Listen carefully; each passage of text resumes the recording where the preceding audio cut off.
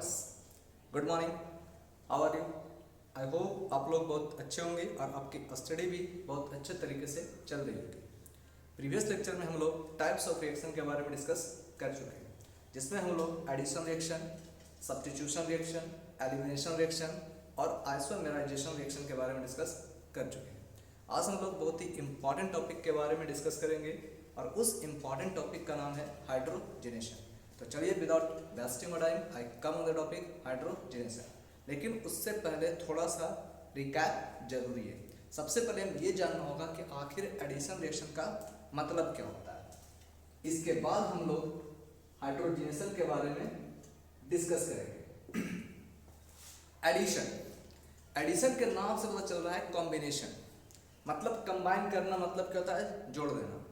हम जानते हैं यहाँ पर कॉम्बिनेशन का मतलब क्या होता है? जोड़ देना। जुटने का काम किस में होता है? छोटे छोटे मॉलिक्यूल में। यानी जब कोई छोटा छोटा मॉलिक्यूल आपस में जुड़कर एक बड़े मॉलिक्यूल का फॉर्मेशन करता है, उसे हम क्या कहते हैं? कॉम्बिनेशन का नाम देते हैं या एडिशन का नाम देते हैं। ठीक है, यानी कॉम्बिनेशन और एडिशन दोनों सेम चीज है, बस थोड़ा सा डिफरेंस है। मैंने आपको बताया था कि इन ऑर्गेनिक रिएक्शन के अंडर में कॉम्बिनेशन रिएक्शन आता है, जबकि ऑर्गेनिक रिएक्शन के अंडर में एडिशन रिएक्शन आता है। ठीक है, बस डिफरेंट क्या होता है कि कॉम्बिनेशन रिएक्शन में हमें क्या करना है? इन ऑर्गेनिक रिएक्शन का यूज करना है, जबकि एडिशन के केस में हमें ऑर्गेनिक रिएक्शन का यूज करना है। ठीक है, बाकी दोनों क्या है? सेम चीज। तो हम जानते हैं कि एडिशन रिएक्शन वैसा रिएक्शन है जिसमें एटम्स और groups are attached to the molecule, जिसमें एटम्स और ग्रुप्स मॉलिक्यूल में अटैच किया जाता है। ठीक है, एटम्स और groups are attached to the molecule without displacement of any other atoms और groups and then a single molecule is form. और तब क्या होता है? एक सिंगल मॉलिक्यूल का फॉर्मेशन होता है ना। यानी इसका मतलब क्या हो रहा है कि एडिशन रिएक्शन वैसा रिएक्शन है जिसमें एटम्स और ग्रुप्स केवल अटैच होता है, जिसमें एटम्स और ग्रुप्स केवल अटैच होता है। ठीक है, लेकिन बिना किसी डिस्प्लेसमेंट का। यानी इसका मतलब है केवल एटम या ग्रुप अटैच होगा इसमें से कुछ मॉलिक्यूल या एटम हटेगा नहीं, केवल जुटेगा। और जुटने के बाद क्या होता है? एक बिग सिंगल मॉलिक्यूल का फॉर्मेशन करता है। ठीक है, उस रिएक्शन को हम क्या कहते हैं? एडिशन रिएक्शन के नाम से जानते हैं। ठीक है, यानी that type of reaction in which atoms और groups are attached to the molecule without displacement of any other atoms और groups, such type of reaction is known as addition reaction. उस तरह के रिएक्शन को हम एडिशन रिएक्शन के नाम से जानते हैं। जैसे एज एन एग्जांपल, अगर हम बात करें C2H2 प्लस H2, फॉर्म क्या कर रहा है? C2H4। अगर इसमें हम क्या करें? फिर से H2 गैस, फिर से हम H2 को ऐड कर दें, क्या फॉर्म करता है? C2H6 का फॉर्मेशन करता है। यानी अगर हम यहाँ पर इस रिएक्शन पर कंसीडर करें तो हम जानते हैं इस C2H2 में H2 को जब ऐड करते हैं तो एक बिग मॉलिक्यूल C2H4 बनता है। C2H4 बनता है, यानी यहाँ C2H4 बनाने के लिए केवल हम क्या कर रहे हैं? हाइड्रोजन को ऐड कर रहे हैं। ठीक है, लेकिन हाइड्रोजन ऐड हो रहा है, लेकिन इसके रिस्पेक्ट में कोई भी एटम्स या ग्रुप्स डिस्प्लेस नहीं हो रहा है। ठीक है, केवल इसमें क्या हो रहा है? अटैचमेंट हो रहा है, एडिशन हो रहा है। इसी कारण इस रिएक्शन को हम क्या कहते हैं? एडिशन रिएक्शन कहते हैं। उसी प्रकार अगर देखा जाए तो C2H4 में हम H2 मॉलिक्यूल का अगर हम ऐड कर रहे हैं तो क्या बनता है? C2H6 बनता है। ठीक है, यानी इसका मतलब क्या है कि यहाँ पर C2H6 ये भी क्या है? बिग मॉलिक्यूल है। ये भी क्या है? बिग मॉलिक्यूल है। केवल यहाँ पर H2 ऐड हो रहा है, अटैच हो रहा है बिना किसी डिस्प्लेसमेंट के। इसी कारण इस रिएक्शन को हम क्या कहते हैं? एडिशन रिएक्शन के नाम से जानते हैं। ठीक है, यानी वैसा रिएक्शन जिसमें एटम्स और ग्रुप्स क्या होता है? केवल अटैच होता है बिना किसी डिस्प्लेसमेंट का। ठीक है, बिना किसी डिस्प्लेसमेंट का, और इसके साथ साथ एक बिग सिंगल मॉलिक्यूल का फॉर्मेशन होता है। उस रिएक्शन को हम क्या कहते हैं? एडिशन रिएक्शन का नाम देते हैं। ठीक है, यानी एडिशन रिएक्शन को पहचानने का सबसे अच्छा तरीका क्या है कि एटम या ग्रुप जुटने के बाद केवल एक बिग सिंगल मॉलिक्यूल का फॉर्मेशन करेगा without any evolution of gas या without any displacement of any other atoms और ग्रुप्स। तो such type of reaction is known as addition reaction. इस तरह के रिएक्शन को हम एडिशन रिएक्शन के नाम से जानते हैं। ठीक है, अब हम बात करते हैं हाइड्रोजनेशन की। क्योंकि हमें जानना है आज के टॉपिक में, हमें सिर्फ हाइड्रोजनेशन के बारे में जानना है। हम लोग एडिशन रिएक्शन के बारे में, सब्स्टिट्यूशन रिएक्शन के बारे में, इन सब के बारे में प्रीवियस लेक्चर में डिस्कस कर चुके हैं। तो अब हम जानना है कि आखिर हाइड्रोजनेशन का मतलब क्या होता है। ठीक है। और मैंने आपको एडिशन क्यों बताया, इसका भी कुछ रीजन है। यानी अगर हम कह दें कि हाइड्रोजिनेशन जो है वो भी क्या है, एक तरह का एडिशन रिएक्शन ही है। ठीक है, हाइड्रोजिनेशन जो है वो क्या है, एक तरह का एडिशन रिएक्शन ही है। इसी कारण इसे हम हाइड्रोजिनेशन एडिशन के नाम से भी जानते हैं। ठीक है, यानी hydrogenation also known as hydrogenation addition के नाम से जानते हैं। अब क्यों जानते हैं इसे हमें जानना है। अब देखिए hydrogenation, hydrogenation it is made up of the two words. ये दो वर्ड से मिलकर बना हुआ है। एक वर्ड क्या है आपका हाइड्रोजन और दूसरा वर्ड क्या है आपका एशन। एक वर्ड है हाइड्रोजन और दूसरा वर्ड क्या है एशन। एशन का मतलब होता है प्रोसेस। एशन मीन्स प्रोसेस। अब कैसा प्रोसेस है, वैसा प्रोसेस जिसमें हाइड्रोजन को ऐड किया जाता है। ठीक है, वैसा प्रोसेस जिसमें हाइड्रोजन को ऐड किया जाता है, उस प्रोसेस को हम क्या करते हैं, हाइड्रोजिनेशन कहते हैं। ठीक है, यानी वैसा प्रोसेस जिसमें हाइड्रोजन को ऐड किया जाता है और ऐड करने के बाद एक बिग सिंगल मॉलिक्यूल का फॉर्मेशन किया जाता है, उसे हम क्या करते हैं, हाइड्रोजिनेशन का नाम देते हैं। ठीक है, अब कह रहा है कि in case of hydrogen, in case of hydrogenation, इसमें भी केवल हाइड्रोजन एटम अटैच हो रहा है। मतलब just like the addition reaction, addition reaction में भी, एडिशन रिएक्शन में भी एटम्स और ग्रुप्स अटैच हो रहा था और अटैच होने के बाद एक बिग सिंगल मॉलिक्यूल का फॉर्मेशन हो रहा था। उसी प्रकार just similar in case of hydrogenation hydrogen is added, यानी यहाँ पर H2 को हम क्या करते हैं, ऐड करते हैं। ठीक है, जब करा कि H2 is added and then it can form a big single molecule. क्योंकि इस रिएक्शन में, इस एडिशन रिएक्शन में केवल H2 ऐड हो रहा है, इसी कारण इस रिएक्शन को हम क्या करते हैं, हाइड्रोजिनेशन का नाम देते हैं। ठीक है, इसी कारण हम इसे क्या करते हैं, हाइड्रोजिनेशन का नाम देते हैं। ठीक है, अब यहाँ पर एक चीज और क्या याद रखना है कि हाइड्रोजिनेशन के केस में हाइड्रोजन जो ऐड होता है, हाइड्रोजिनेशन के केस में हाइड्रोजन जो ऐड होता है, तो हाइड्रोजन को ऐड करने के लिए, हाइड्रोजन अपने से ऐड नहीं होता, हाइड्रोजन को ऐड करने के लिए हम क्या करते हैं, कुछ कैटलिस्ट का यूज करते हैं। यानी इसका मतलब क्या है कि hydrogen is added, hydrogen is added in the presence of a catalyst.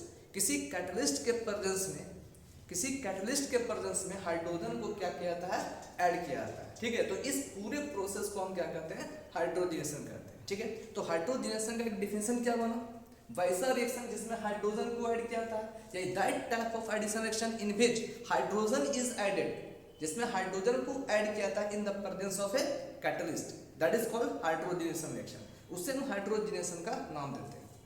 ठीक है, लेकिन अब हमें यह भी जानना है कि आखिर हाइड्रोजिनेशन रिएक्शन होता किस में, कहां पर होता है। और चूंकि हाइड्रोजिनेशन होने के लिए हम एक कैटलिस्ट का यूज करते हैं, तो कौन कौन से कैटलिस्ट का हम यूज करते हैं इन केस ऑफ हाइड्रोजिनेशन। ठीक है, तो पहले हम कैटलिस्ट का बात कर लेते हैं, उसके बाद हम ये देखेंगे कि आखिर ये हाइड्रोजिनेशन रिएक्शन किस केस में होगा, किस केस में होगा, उसके बाद हम ये जानेंगे कैसे होगा। ठीक है, चलिए अब देखिए, तो अभी मैंने बताया हाइड्रोजिनेशन का मतलब क्या है कि hydrogen is added, that type of addition reaction जिसमें हाइड्रोजन को ऐड किया था in the presence of catalyst, that is called hydrogenation. अब कौन से कैटलिस्ट का यूज करते हैं, तो कहा जाए कि एज ए कैटलिस्ट के रूप में वी हैव टू यूज निकल, हम निकल कैटलिस्ट का यूज करते हैं, पीटी कैटलिस्ट का यूज कर सकते हैं, पीडी कैटलिस्ट का यूज करते हैं। ठीक है, यानी कह रहे हैं यहाँ पर कि in case of hydrogenation we have to use nickel, platinum, PD as a catalyst, catalyst group. बस यहाँ पर थोड़ा सा ध्यान क्या देना है आपको, थोड़ा सा ध्यान क्या देना है कि निकल का अगर हम यूज करेंगे, अगर हम निकल का यूज करेंगे तो यहाँ पर हमें टेम्परेचर कितना लेना होगा, कम से कम यहाँ पर 200 से 300 डिग्री सेंटीग्रेड टेम्परेचर लेना होगा। ठीक है, यहाँ पर हमें क्या लेना होगा, 200 से 300 डिग्री सेंटीग्रेड टेम्परेचर लेना होगा। ठीक है, लेकिन अगर हम यहाँ पर पीटी और पीडी का अगर हम यूज करते हैं तो ये रिएक्शन जो होता है वो रूम टेम्परेचर पर होता है, ये रिएक्शन जो होता है वो रूम टेम्परेचर पर होता है। ठीक है, अगर हम यहाँ पर निकल का यूज करते हैं और पीटी का यूज करते हैं तो ये रिएक्शन को क्या करता है, ये फास्ट कर देता है। जबकि अगर हम पीडी का यूज करते हैं तो ये रिएक्शन को फास्ट करता है, लेकिन ये थोड़ा क्या करता है, थोड़ा स्लो टाइप से, थोड़ा स्लो टाइप से रिएक्शन को एक्सेलरेट करता है। ठीक है, यानी करने का मतलब क्या है कि अगर हम निकल और पीटी का यूज करते हैं एज ए कैटलिस्ट के रूप में, तो ये क्या करता है, सुपर फास्ट ट्रेन की तरह काम करता है, मतलब बहुत ही फास्ट रिएक्शन करता है। ठीक है। जबकि अगर हम पीडी का यूज करते हैं तो ये क्या करता है, एक एक्सप्रेस ट्रेन की ओर, हम एक एक्सप्रेस ट्रेन की ओर जैसा बिहेव करता है, मतलब ये भी फास्ट एक्सलेट करता है लेकिन थोड़ा सा क्या करता है, पीटी और निकल के रेस्पेक्ट में थोड़ा स्लो होता है इसका स्पीड।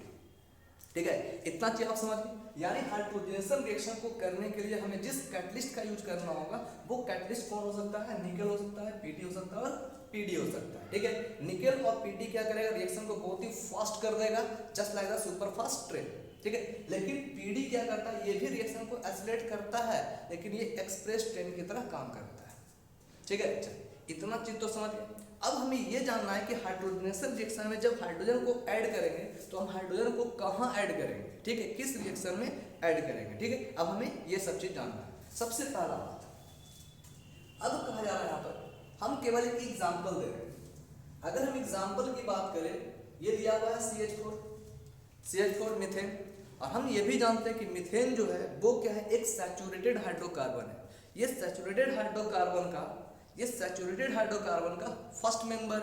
ठीक है, अगर हम दूसरी तरफ C2H4 की बात करें तो ये एल्कीन, ये भी एक क्या है, अनसैचुरेटेड हाइड्रोकार्बन है। ये सैचुरेटेड हाइड्रोकार्बन है, ये अनसैचुरेटेड हाइड्रोकार्बन है। ठीक है, अगर हम बात करें C2H2 की तो ये भी क्या है, एक अनसैचुरेटेड हाइड्रोकार्बन है। ठीक है, एक क्या है आपका सैचुरेटेड हाइड्रोकार्बन, एक क्या है अनसैचुरेटेड हाइड्रोकार्बन, ये भी क्या है आपका अनसैचुरेटेड हाइड्रोकार्बन है। लेकिन ये जो अनसैचुरेटेड हाइड्रोकार्बन है, इस अनसैचुरेटेड हाइड्रोकार्बन में कार्बन एटम के बीच में एक डबल बॉन्ड का फॉर्मेशन होता है, जबकि ये जो C2H2 है जिसे हम इथाइन के नाम से जानते हैं, है ना, इसमें कार्बन एटम के बीच में एक ट्रिपल बॉन्ड का फॉर्मेशन होता है। इतना पता है आपको, हम लोग हाइड्रोकार्बन में हम लोग डिस्कस कर चुके हैं इसके बारे में। ठीक है, तो हम जानते हैं कि ये क्या है, सैचुरेटेड हाइड्रोकार्बन है। और सैचुरेटेड हाइड्रोकार्बन का मतलब क्या है कि वैसा हाइड्रोकार्बन जिसमें कार्बन एटम के बीच में सिंगल बॉन्ड का फॉर्मेशन होता है। ठीक है, केवल सिंगल बॉन्ड इसमें मौजूद होता है, उसे हम क्या कहते हैं, सैचुरेटेड हाइड्रोकार्बन कहते हैं। जबकि अनसैचुरेटेड हाइड्रोकार्बन का मतलब क्या होता है कि वैसा हाइड्रोकार्बन जिसमें डबल और triple bond is form between the carbon atom. जब कार्बन एटम के बीच में डबल बॉन्ड हो या ट्रिपल बॉन्ड हो, ठीक है, तो उस हाइड्रोकार्बन को हम क्या कहते हैं, अनसैचुरेटेड हाइड्रोकार्बन कहते हैं। ठीक है, यानी हम कह सकते हैं कि C2H4 के केस में एक डबल बॉन्ड का फॉर्मेशन होगा और इसी कारण इसे एल्कीन का नाम दिया जाता है। ठीक है, यानी ये एक एल्कीन कंपाउंड। जबकि हम जानते हैं यहाँ पर ये एक ऐसा हाइड्रोकार्बन है जिसमें कार्बन एटम के बीच में ट्रिपल बॉन्ड का फॉर्मेशन है ना, ट्रिपल बॉन्ड का फॉर्मेशन होता है। ठीक है, यानी इस अनसैचुरेटेड हाइड्रोकार्बन को हम एल्काइन कंपाउंड का नाम देते हैं। ठीक है, इतना आपको पता है। ये आपका क्या है, एल्केन का एग्जांपल है, ये एल्कीन का एग्जांपल है, ये एल्काइन का एग्जांपल है। ठीक है, अब सोचिए थोड़ा सा, अगर हम बात करें CH4 की, मतलब सैचुरेटेड हाइड्रोकार्बन, इस सैचुरेटेड हाइड्रोकार्बन में हम जानते हैं कार्बन का एक एटम हाइड्रोजन के 4 एटम से बॉन्डेड है, अब सोचिए, जब ये हाइड्रोजन के 4 एटम से बॉन्डेड है, हम ये भी जानते हैं कार्बन का वैलेंसी क्या होता है, 4 होता है। कार्बन का वैलेंसी 4, इसका वैलेंस इलेक्ट्रॉन भी 4। अब जिसका जितना वैलेंसी उतना नंबर ऑफ बॉन्ड, मतलब कार्बन जो है, कार्बन का वैलेंसी 4 होता है, तो मतलब साफ है कि ये 4 बॉन्ड का फॉर्मेशन करेगा। यहाँ देखिए, इन केस ऑफ CH4 कार्बन अपने 4 बॉन्ड को कंप्लीट कर चुका है। जब कार्बन अपने 4 बॉन्ड को कंप्लीट कर चुका है तो क्या इसमें कोई दूसरा एटम या ग्रुप अटैच हो सकता है? क्या इसमें कोई दूसरा एटम या ग्रुप अटैच नहीं हो सकता। तब तक नहीं हो सकता जब तक कि यहाँ से कोई हाइड्रोजन एटम को रिप्लेस नहीं किया जाए। जब तक यहाँ से हाइड्रोजन रिप्लेस नहीं होगा, जब तक यहाँ से हाइड्रोजन को हम डिस्प्लेस नहीं करेंगे, तब तक कोई दूसरा एटम या ग्रुप यहाँ पर अटैच नहीं हो सकता। जबकि मैंने पहले ही कह दिया है कि हाइड्रोजनेशन जो है एक तरह का एडिशन रिएक्शन ही है, इसी कारण से हम हाइड्रोजनेशन एडिशन करते हैं। और एडिशन के केस में केवल एटम या ग्रुप जुड़ता है, ना कि हटता है। इसमें किसी तरह का कोई डिस्प्लेसमेंट नहीं होता। तो जब डिस्प्लेसमेंट नहीं होगा तो सोचिए, इन केस ऑफ सैचुरेटेड हाइड्रोकार्बन जिसमें कार्बन का 4 बॉन्ड कंप्लीट है, तो क्या ये कार्बन अपने से एक हाइड्रोजन एटम का डिस्प्लेसमेंट करेगा? नहीं करेगा। ठीक है, क्योंकि हम जानते हैं हाइड्रोजनेशन एक एडिशन रिएक्शन से खाली एटम या ग्रुप अटैच होगा, ना कि डिस्प्लेसमेंट होगा। ठीक है, तो जब यहाँ पर कार्बन का चारों बॉन्ड कंप्लीट है तो कोई दूसरा एटम या ग्रुप अटैच हो नहीं सकता। अटैच तभी होगा जब यहाँ से कोई एक हाइड्रोजन एटम भी कम से कम डिस्प्लेस करेगा। ठीक है, लेकिन हम जानते हैं कि एडिशन के केस में there will be no displacement, कोई डिस्प्लेसमेंट नहीं होगा। जब यहाँ पर डिस्प्लेसमेंट होगा ही नहीं, जब यहाँ पर डिस्प्लेसमेंट होगा ही नहीं, ठीक है, तो आखिर इसका मतलब क्या है कि इसमें दूसरा एटम या ग्रुप अटैच नहीं हो सकता है। ठीक है, जब दूसरा एटम या ग्रुप अटैच नहीं हो सकता है तो क्या सैचुरेटेड कंपाउंड के केस में, क्या सैचुरेटेड कंपाउंड के केस में हाइड्रोजनेशन प्रोसेस संभव है? संभव नहीं होगा, ये पॉसिबल ही नहीं होगा। ठीक है, क्योंकि हम जानते हैं कि in case of saturated hydrocarbon all 4 bond is completed. Carbon का चारों बॉन्ड क्या होता है? कंप्लीट रहता है। ठीक है, जब चारों बॉन्ड कंप्लीट है तो कोई दूसरा एटम या ग्रुप, कोई दूसरा हाइड्रोजन एटम इसमें अटैच नहीं कर सकता। और जब अटैच ही नहीं होगा तो इसे हम एडिशन का नाम देंगे नहीं। ठीक है, यहाँ पर एडिशन होने के लिए कोई दूसरा एटम या ग्रुप को रिप्लेस होना ही होगा। ठीक है, जबकि हम जानते हैं कि in case of hydrogenation addition, in case of hydrogenation addition only hydrogen is added.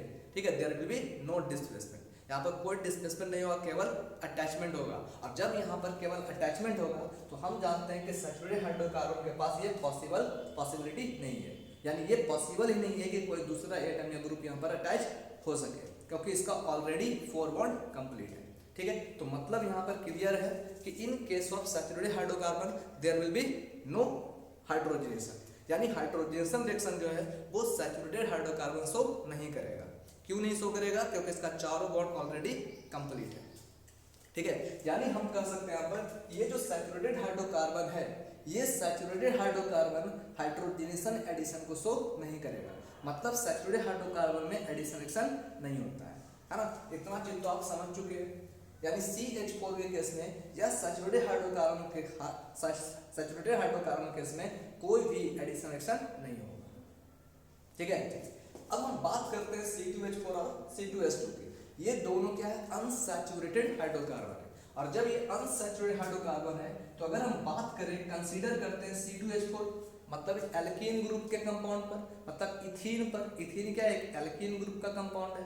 तो अगर हम C2H4 की बात करें तो इसका स्ट्रक्चर कैसे बनेगा? हम जानते हैं एल्कीन का मतलब क्या है कि इसमें कार्बन एटम के बीच में एक डबल बॉन्ड मौजूद होगा। हम क्या कहते हैं? देखिए, एक डबल बॉन्ड का फॉर्मेशन कर चुके हैं, एक डबल बॉन्ड का फॉर्मेशन किया जा चुका है। ठीक है, जबकि इसके पास क्या है? 4 हाइड्रोजन एटम बॉन्डेड। ठीक है, इसका स्ट्रक्चर हम बना चुके हैं। अब सोचिए, अगर यहाँ से इस डबल बॉन्ड को अगर ब्रेक किया जाए, अगर ये डबल बॉन्ड को अगर हम ब्रेक करें तो डबल बॉन्ड ब्रेक करने के बाद, क्योंकि हम जानते हैं यहाँ पर कि डबल बॉन्ड क्या था? वो इजिली ब्रेक किया जा सकता है हाँ। तो जब यहाँ पर डबल बॉन्ड ब्रेक करेगा तो ब्रेक करने के बाद हम इस अनसैचुरेटेड हाइड्रोकार्बन में 2 हाइड्रोजन एटम को इजिली अटैच कर सकते हैं। और इजिली अटैच करने के बाद हम क्या इसके चारों बॉन्ड को कंप्लीट कर सकते हैं।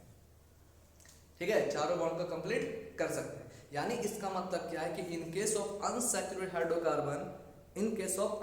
हाइड्रोकार्बन डबल बॉन्ड और ट्रिपल बॉन्ड को ब्रेक करके हम इसमें दूसरे हाइड्रोजन एटम को अटैच कर सकते हैं without displacement of any other atoms और ग्रुप्स। इसी कारण हम कह सकते हैं कि in case of unsaturated hydrocarbon it will show hydrogenation addition. ठीक है, इसी कारण कह सकते हैं कि ये हाइड्रोजनेशन एडिशन को शो कर सकता है। कब शो करेगा? जब ये अपने डबल बॉन्ड और ट्रिपल बॉन्ड को ब्रेक करेगा। ठीक है, तो जब ये अपने डबल बॉन्ड को ब्रेक कर लेता है, अगर ये डबल बॉन्ड के फॉर्म में है तब तो इसका चारों बॉन्ड कंप्लीट है। लेकिन हमें क्या करना है? हाइड्रोजनेशन रिएक्शन को शो करना है, हाइड्रोजनेशन एडिशन को शो करना है, मतलब हाइड्रोजन को ऐड करना है। हाइड्रोजन को ऐड करने का एक ही तरीका है कि इसके डबल बॉन्ड या ट्रिपल बॉन्ड को क्या करेंगे? हम ब्रेक कर देंगे। और हाइड्रोजन अगर डबल बॉन्ड या ट्रिपल बॉन्ड को ब्रेक करेंगे तब पॉसिबिलिटी बन जाता है कि यहाँ पर हाइड्रोजन अटैच हो सकता है। ठीक है, तो ये क्या करेगा? हाइड्रोजन को अटैच कर लेता है। ठीक है, यानी इसका मतलब क्या है कि अनसैचुरेटेड हाइड्रोकार्बन के पास हाइड्रोजन को ऐड करने का पॉसिबिलिटी हो सकता है।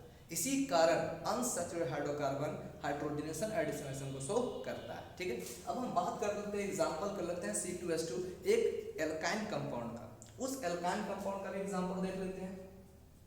अगर हम बात करें C2H2 की, अगर हम बात करें C2H2 की, तो हम जानते हैं कि C2H2 के केस में कार्बन एटम के बीच में ट्रिपल बॉन्ड मौजूद होता है।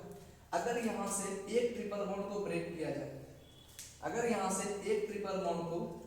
किया जाए, ठीक है, तब देखिए इसे जब हम एक ट्रिपल बॉन्ड को ब्रेक करेंगे, तो इस कार्बन का टोटल नंबर बॉन्ड कितना बना, 1 2 3, यानी अभी इसका 4 बॉन्ड कंप्लीट करने के लिए हम एक और एक 2 हाइड्रोजन एटम को अटैच कर सकते हैं, ठीक है। देखिए यहाँ पर क्या हो रहा है, H2 ऐड हो रहा है, मतलब ये एडिशन से शो कर रहा है। अगर इस ट्रिपल बॉन्ड में से हम इस बॉन्ड को भी अगर ब्रेक कर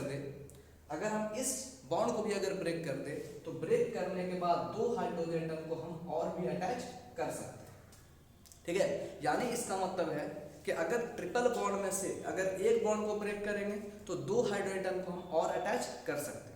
अगर हम यहाँ पर क्या करेंगे, ट्रिपल बॉन्ड में से अगर 2 बॉन्ड को ब्रेक कर दें, तो इसका मतलब क्या है कि 4 हाइड्रोजन एटम को अटैच करने का पॉसिबिलिटी बढ़ जाता है, ठीक है। यानी in case of double bond या in case of triple bond hydrogen को ऐड करने का पॉसिबिलिटी क्या होता है, बढ़ जाता है। और इसी कारण जो है अनसैचुरेटेड हाइड्रोकार्बन हाइड्रोजनेशन एडिशनेशन को शो करता है, ठीक है। तो आपको याद क्या रखना है कि हाइड्रोजनेशन एडिशनेशन जो होता है वो सैचुरेटेड हाइड्रोकार्बन में नहीं होकर अनसैचुरेटेड हाइड्रोकार्बन में होता है, ठीक है। यानी unsaturated hydrocarbon will show hydrogenation addition reaction, ठीक है। चलिए इतना चीज तो आप समझ चुके हैं।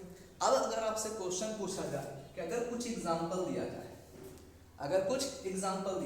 जैसे दिया हुआ है C3H8 है, C4H6 है, C4H10 है, C5H12 है, C5H8 है। इन सब में अगर आपसे पूछा जाए कि इन सब कंपाउंड में कौन सा कंपाउंड हाइड्रोजनेशन रिएक्शन को शो करेगा, तो आप कैसे चेक कीजिएगा। तो मैंने आपको बताया था कि सैचुरेटेड, अनसैचुरेटेड को चेक करने का मैंने एक तरीका बताया था। मैंने बताया था कि अगर कह रहा है यहाँ पर कि वैसा हाइड्रोकार्बन जिसमें हाइड्रोजन की संख्या अगर कार्बन की संख्या के दुगना से 2 ज्यादा हो, ठीक है, कह रहा वैसा हाइड्रोकार्बन जिसमें हाइड्रोजन की संख्या कार्बन एटम की संख्या के दुगना से 2 ज्यादा हो, तो वो हाइड्रोकार्बन सैचुरेटेड हाइड्रोकार्बन होता है, ठीक है। कह रहा वैसा हाइड्रोकार्बन जिसमें हाइड्रोजन की संख्या कार्बन एटम की संख्या के दुगना से 2 ज्यादा हो, तो वो हाइड्रोकार्बन सैचुरेटेड हाइड्रोकार्बन होता है। और मैंने आपको पहले ही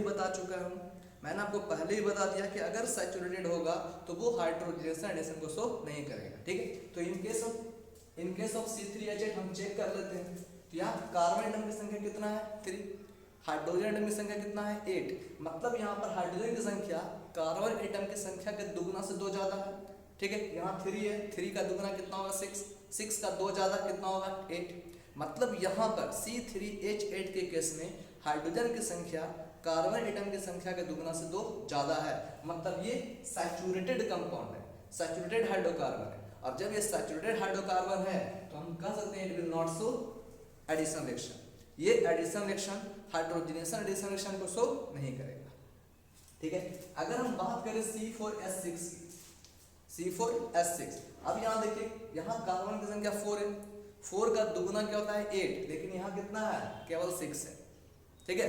मैंने आपको क्या बताया कि अगर दुगना से 2 ज्यादा हाइड्रोजन की संख्या अगर कार्बन एटम की संख्या के डबल से 2 ज्यादा हो तब वो सैचुरेटेड होता है, और जो सैचुरेटेड होगा वो हाइड्रोजनेशन रिएक्शन को शो नहीं करेगा, ठीक है। जबकि हम जानते हैं यहाँ पर कि इन केस ऑफ C4H6 यहाँ पर हाइड्रोजन की संख्या दुगना से 2 ज्यादा नहीं है, इसका मतलब ये सैचुरेटेड हाइड्रोकार्बन नहीं है। जब सैचुरेटेड नहीं होगा तो ये क्या होगा, अनसैचुरेटेड होगा, मतलब ये एडिशन रिएक्शन को शो करेगा, ठीक है। ये हाइड्रोजनेशन एडिशन रिएक्शन को शो कर सकता है, ठीक।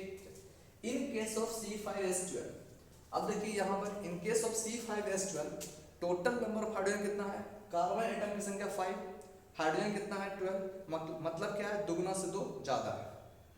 हाइड्रोजन की संख्या कार्बन एटम की संख्या के दुगना से 2 ज्यादा है, इसका मतलब क्या है कि ये सैचुरेटेड हाइड्रोकार्बन है, और जब ये सैचुरेटेड हाइड्रोकार्बन है तो ये एडिशन रिएक्शन को शो नहीं करेगा, ठीक है।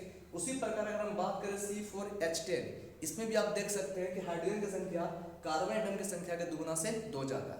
ठीक है, कार्बन 4 है, हाइड्रोजन 10 है, यानी हाइड्रोजन की संख्या दुगुना से कार्बन की संख्या के दुगुना से 2 ज्यादा है। मतलब ये भी अंश में भी, मतलब ये भी सैचुरेटेड हाइड्रोकार्बन है।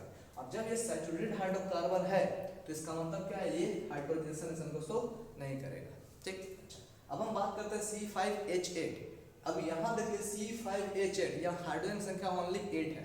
ठीक है, जबकि अगर दुगुना से 2 ज्यादा रहता तो हाइड्रोजन की संख्या 12 होता, जबकि यहाँ पर कितना है, सिर्फ 8 है। जब 8 है जिसका मतलब क्या है कि ये सैचुरेटेड हाइड्रोकार्बन नहीं है। क्यों नहीं है? क्योंकि यहाँ पर हाइड्रोजन की संख्या कार्बन एटम की संख्या के दुगुना से 2 ज्यादा नहीं है।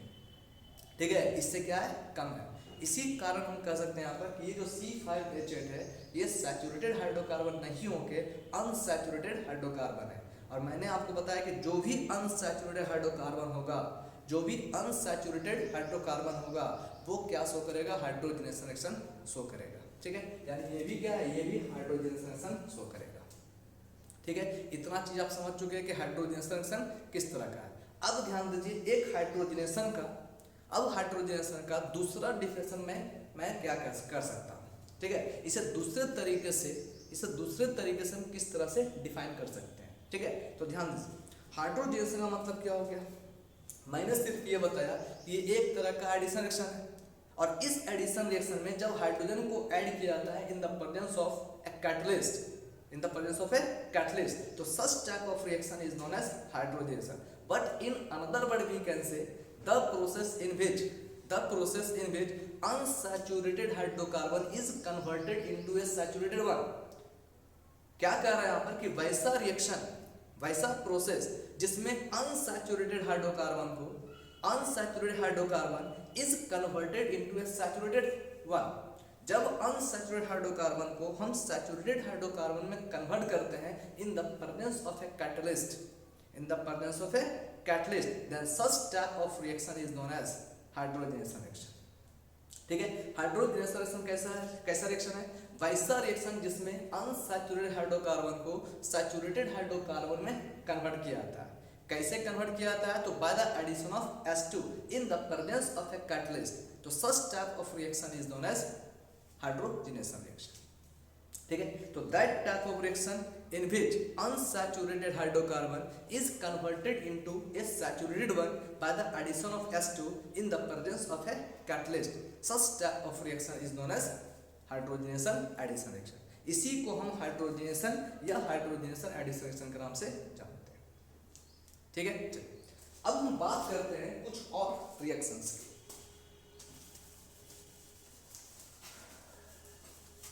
अब हम बात करते हैं कुछ और भी रिएक्शंस की। ठीक है,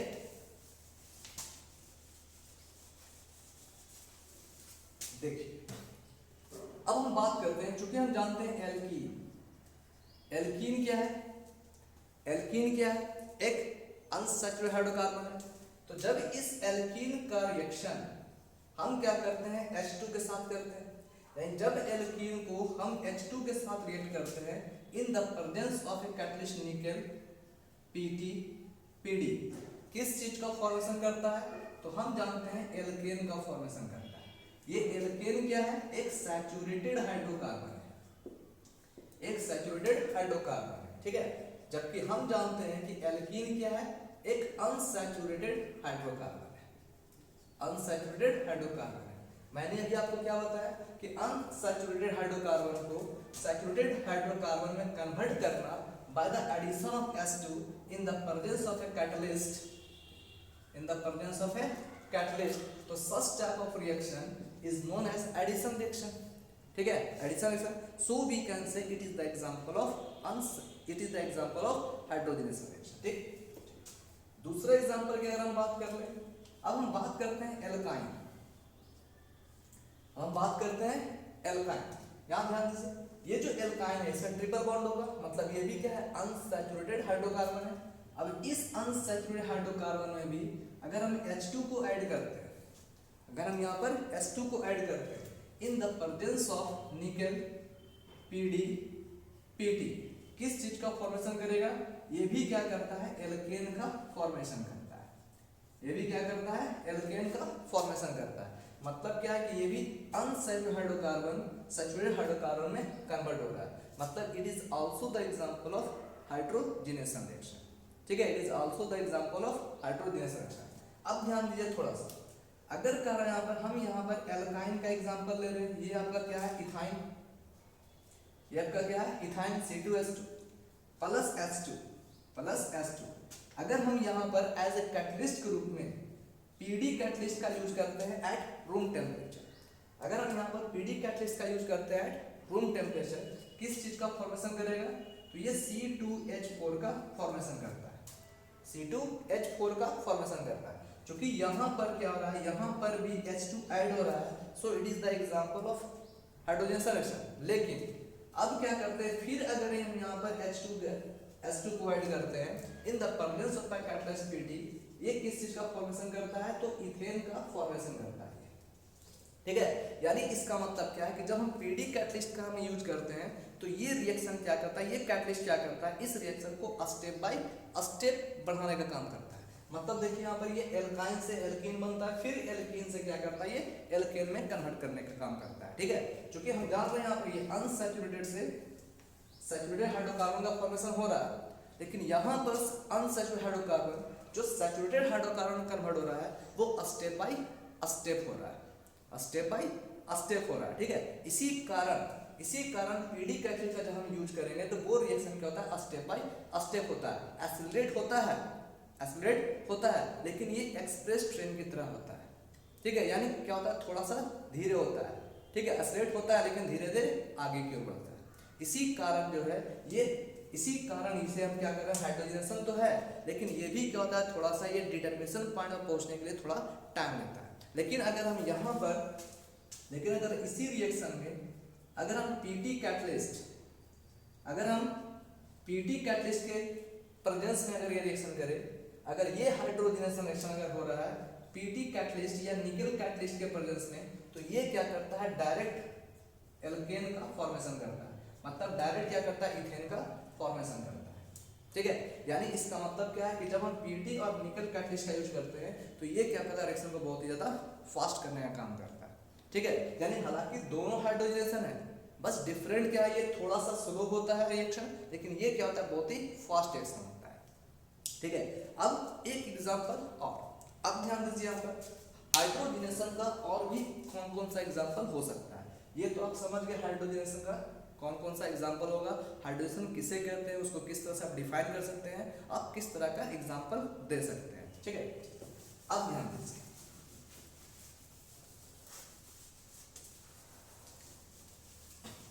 अब देखिए अगर हम बात करें, ये आपका क्या है, एक अल्डिहाइडिक कंपाउंड है, ये आपका क्या है, अल्डिहाइडिक कंपाउंड है। अगर इस अल्डिहाइडिक कंपाउंड में भी अगर हम H2 को ऐड करें, अगर इस अल्डिहाइडिक कंपाउंड में भी हम H2 को ऐड करें तो ये क्या करता है, ये भी एक एल्केन का फॉर्मेशन करता है। यानी इसका मतलब क्या है, ये अल्डिहाइडिक कंपाउंड ये क्या करता है, एल्केन का फॉर्मेशन कर सकता है। ठीक है, ये क्या करता है, एल्केन का फॉर्मेशन कर सकता है। ठीक है, या एल्केन के साथ साथ ये अल्कोहलिक कंपाउंड का भी फॉर्मेशन कर सकता है। ठीक है, ये क्या करता है, अल्कोहलिक कंपाउंड का भी फॉर्मेशन कर सकता है। ठीक है, अगर हम और भी H2 जोड़ेंगे तब क्या करेगा, ये एल्केन का भी कंपाउंड बना सकता है। ठीक है, खैर अभी हम क्या कर रहे हैं, जब H2 को ऐड किए ये क्या बना दिया, अल्कोहल बना दिया। अगर हम और H2 को ऐड करेंगे ये क्या करेगा, एल्केन तक बना सकता है। ठीक, उसी प्रकार अगर हम बात करें ये क्या है, एक साइनाइड ग्रुप है, ये क्या है, साइनाइड कंपाउंड। अगर इस साइनाइड कंपाउंड का हम हाइड्रोजनेशन करें, यानी इसमें अगर हम H2 को ऐड करें तो ये क्या कर सकता है, ये एमाइन कंपाउंड का फॉर्मेशन कर सकता है। ठीक है, ये क्या करता है, एमाइन कंपाउंड का फॉर्मेशन करता है। ठीक है, यानी कह रहे हैं यहाँ पर कि अगर इस साइनाइड कंपाउंड में अगर हम H2 को ऐड करते हैं तो ये किस चीज का फॉर्मेशन करता है, ये एमाइन का फॉर्मेशन करता है। ठीक है, उसी प्रकार अगर हम यहाँ पर नाइट्रो कंपाउंड का अगर यूज करें, नाइट्रो कंपाउंड में अगर हम हाइड्रोजनेशन करें तो ये क्या करेगा, ये भी प्राइमरी एमीन का फॉर्मेशन करता है। ये भी क्या करता है, प्राइमरी एमीन का फॉर्मेशन करता है। ठीक है, प्राइमरी एमीन का फॉर्मेशन करता है। लेकिन अब ध्यान दीजिए, यानी बहुत सा ऐसा एग्जाम्पल है जिसमें आप हाइड्रोजनेशन को शो कर सकते हैं। ठीक है, जैसे मैंने बताया क्या, सबसे पहले तो हाइड्रोकार्बन के अनसैचुरेटेड दिया हुआ है, उसको सैचुरेटेड में कन्वर्ट कर देना है। ठीक है, उसके बाद मैं क्या ले सकता हूँ, एक अल्डिहाइड कंपाउंड का यूज कर सकता हूँ, या नाइट्राइल कंपाउंड का यूज कर सकता हूँ, या नाइट्रो कंपाउंड का यूज कर सकता हूँ, कीटोनिक कंपाउंड का यूज कर सकता हूँ। ठीक है, तो ऐसा बहुत सा कंपाउंड है जिसमें हम हाइड्रोजनेशन रिएक्शन का यूज कर सकते हैं। ठीक है, और उससे हम क्या कर सकते हैं, सिंपल कंपाउंड में फॉर्म कर सकते हैं, एल्केन में फॉर्म कर सकते हैं। ठीक है, खैर एमाइन बना सकते हैं, अल्कोहल बना सकते हैं, एल्केन बना सकते हैं, अनसैचुरेटेड को सैचुरेटेड में कन्वर्ट कर सकते हैं। ठीक है, यानी बहुत सा इसका यूज हो सकता है हाइड्रोजनेशन का। लेकिन इसका सबसे बड़ा यूज जो है वो क्या है, इसका इंडस्ट्रियल एप्लीकेशन। वो इंडस्ट्रियल एप्लीकेशन क्या है, तो by the help of hydrogenation we can form vegetable ghee. ठीक है, यानी हाइड्रोजनेशन प्रोसेस का यूज करके हम वेजिटेबल घी का फॉर्मेशन कर सकते हैं। अब कैसे कर सकते हैं इसे जानना है। ठीक, ध्यान दीजिए, हम क्या कर रहे हैं यहाँ पर, वेजिटेबल ऑयल। ये वेजिटेबल ऑयल कोई भी एडिबल ऑयल हो सकता है। ठीक है, कोई भी एडिबल ऑयल हो सकता है, जो खाने वाला ऑयल। ठीक है, तो अगर कह रहा है कि जब वेजिटेबल ऑयल को हम हाइड्रोजन के साथ हीट करते हैं, in the presence of a catalyst nickel PDPT। ठीक है, in the presence of nickel PDPT। ठीक है, तब क्या करता है, ये वेजिटेबल वेजिटेबल घी में कन्वर्ट हो जाता है। ठीक है, ये आपका वेजिटेबल ऑयल जो होता है वो क्या होता है, ट्राइएस्टर होता है। ये क्या होता है, ट्राइएस्टर होता है। जब इस ट्राइएस्टर को हम क्या करते हैं, हाइड्रोजन के साथ हीट करते हैं in the presence of nickel PD और PT, तब क्या होता है, एक सॉलिड फैट का फॉर्मेशन होता है। एक क्या होता है, सॉलिड फैट का फॉर्मेशन होता है, और यही सॉलिड फैट वेजिटेबल घी के नाम से जाना जाता है। ठीक है, यानी हम कह सकते हैं यहाँ पर कि हाइड्रोजनेशन जो प्रोसेस है,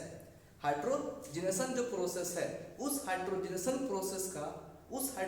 प्रोसेस का यूज हम किस में करते हैं, वेजिटेबल घी बनाने में यूज करते हैं। और इसी कारण इस हाइड्रोजनेशन प्रोसेस का यूज इंडस्ट्रियल एप्लीकेशन के रूप में वेजिटेबल घी बनाने में किया जाता है।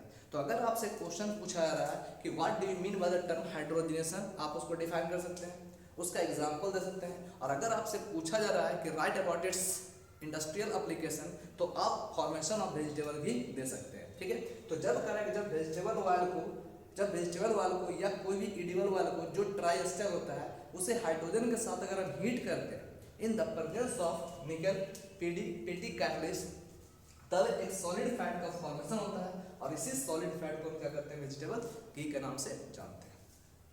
ठीक है, अच्छा, ये तो हाइड्रोजनेशन प्रोसेस हम समझ चुके हैं।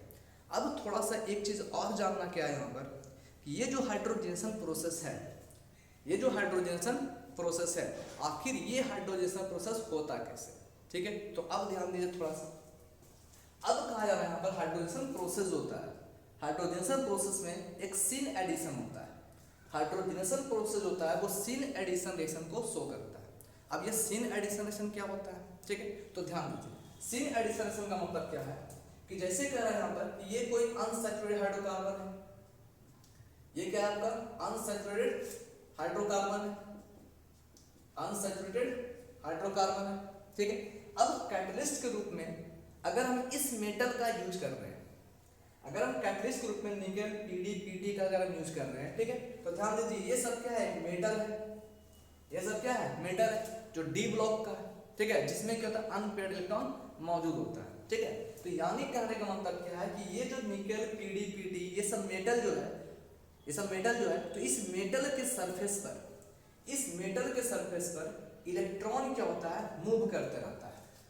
ठीक है, यानी ये जो आपका जो मेटल है, D ब्लॉक का मेटल है जिसमें अनपेयर्ड इलेक्ट्रॉन मौजूद रहता है। ठीक है, इसको हम ट्रांजिशन एलिमेंट कहते हैं। तो इसमें जो अनपेयर्ड इलेक्ट्रॉन मौजूद होता है वो फ्रीली क्या होता है, मूव करते रहता है। ठीक है, यानी इस मेटल के सरफेस पर